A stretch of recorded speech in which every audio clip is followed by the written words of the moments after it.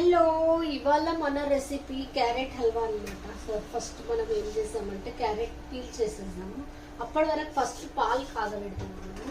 ఈ పాల ప్యాకెట్ ఉంటుంది కదా, ఎప్పుడైనా మనం ఇట్లా చింపాలన్నమాట. ఇట్లా చింపితే మైక్రో ప్లాస్టిక్ అవుతుంది. సో మనము ఇట్లా చింపితే ఇదేం కాదు అనమాట. ప్యాకెట్ అట్లుంటుంది, మనకు మైక్రో ప్లాస్టిక్ కాదు. సో ఈ పాలు వేసేస్తున్నాం దాంట్లో. ఇది కాగే వరకు మనము ఇవన్నీ పీల్ చేసేసుకొని క్యారెట్ గిట్ట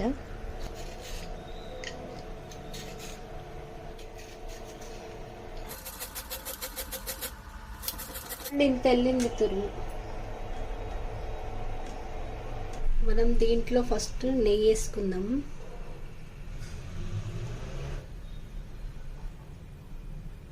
చలో నెయ్యి కాగింది కదా, మనం ఈ తురుము అంతా వేసేసేయాలి దీంట్లో అనమాట.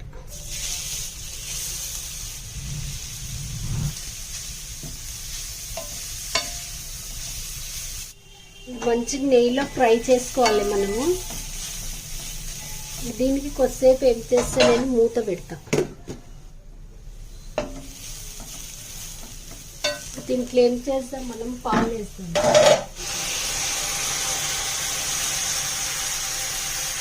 హాఫ్ లీటర్ తీసుకుని ఉండే, నేను సగమే వేస్తున్నాను. ఇట్లా మూత పెడితే మంచిగా కుక్ అవుతుంది.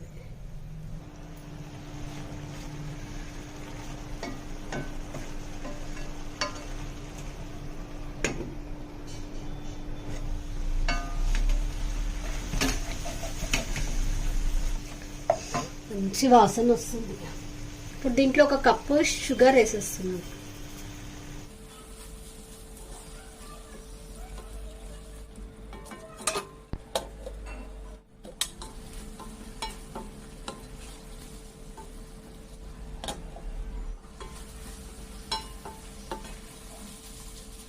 ఈ హల్వా గురించి గిన్నె పెద్దగా అయిపోయింది, కానీ ఇది కొత్త గిన్నె స్వీట్ చేద్దామని నేను దీంట్లో చేస్తున్నాను. మనం దీంట్లో ఇలాచీ పౌడర్ వేసేస్తున్నాను.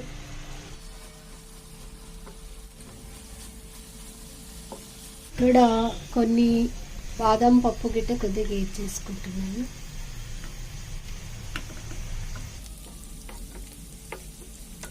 వేసేసాను.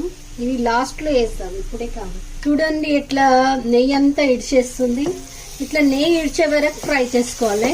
ఇప్పుడు మన హల్వా రెడీ అయిపోయింది. మనం దీంట్లో కొన్ని డ్రై ఫ్రూట్స్ వేద్దాము.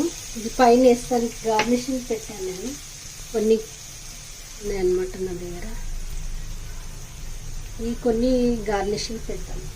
చూడండి ఎంత బాగుంది కదా. కానీ గరం గరం తింటే కూడా బాగుంటుంది. ఇది ఇలా ఆఫ్ చేసేస్తున్నాను స్టవ్.